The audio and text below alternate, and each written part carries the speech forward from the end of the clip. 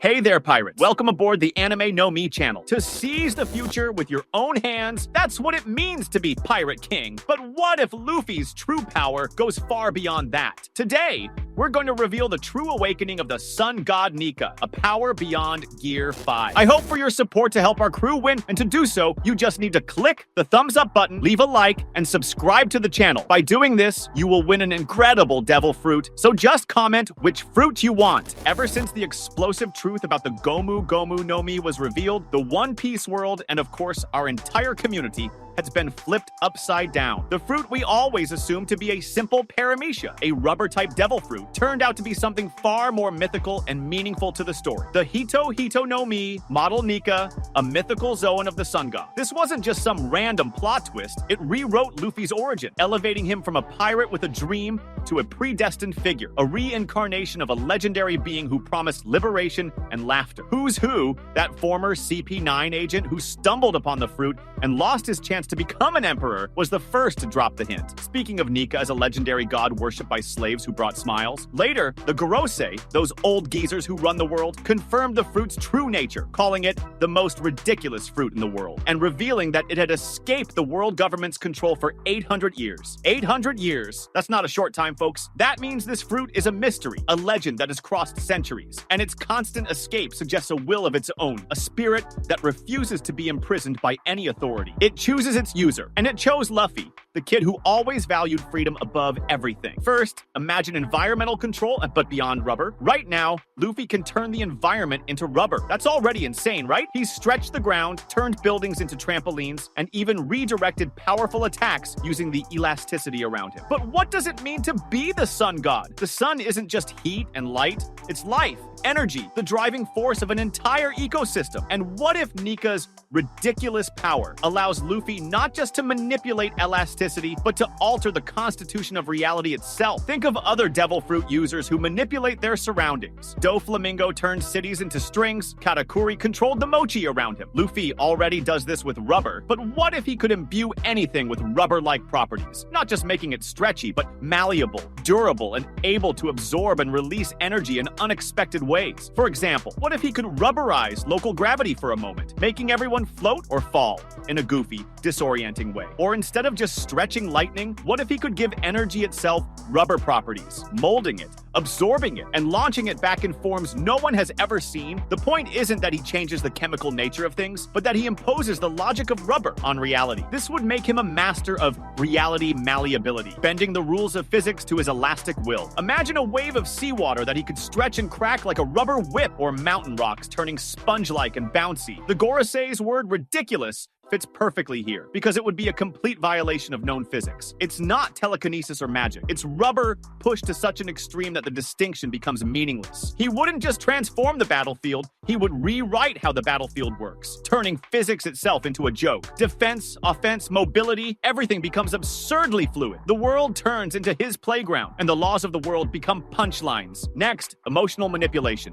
the essence of joy and liberation. Nika is the sun god of liberation and laughter. His arrival brought smiles to slaves. In Gear 5th, Luffy already radiates contagious joy, a laugh that echoes, and a presence that inspires. But what if the true awakening went beyond inspiration, allowing Luffy to influence emotions directly? Not mind control. Luffy would never impose his will that way. But what if his presence at full power could relieve despair, dissolve fear, or amplify hope and courage in his allies? Think of the drums of liberation. They are a physical sound, but their effect is much deeper. They lift spirits, not just Luffy's, but everyone watching. What if that music could be directed? Or what if his mere presence could instill such overwhelming freedom that it suppresses the will to fight, not through terror, but through joy and a sudden awareness of how meaningless oppression is? This would be a divine power based on transformation, not destruction. Nika didn't just break chains, he freed minds and hearts. Luffy's power could be the power to awaken freedom within others. Imagine a Marine admiral, trained to obey without question, suddenly overcome with joy and forced to examine his beliefs when faced with the sun god's presence. That's not brainwashing, that's conceptual liberation. Could he heal the sadness or despair of allies in crucial moments, restoring their will to fight, not out of duty, but out of pure purpose and fun? That would be revolutionary, and exactly why the world government fears this fruit. It's not just brute force, it's ideological destabilization. A power capable of collapsing control systems through joy and freedom alone. Luffy's laughter wouldn't just be a sound. At its peak, it could become a wave of liberation that reshapes the minds of everyone around him. Now, let's dive into conceptual reality manipulation, elevating cartoon physics. We've already seen Luffy bend the rules of physics in Gear 5th, running on air, having his eyes pop out, and altering his size and shape in impossible ways. But what if that's only the beginning? What the Gorosei called the most ridiculous power in the world could mean the ability to impose the logic of a cartoon or even a comic panel onto reality itself. Imagine Luffy at the peak of his awakening, not only transforming objects into rubber or playing with his own body, but altering the rules of causality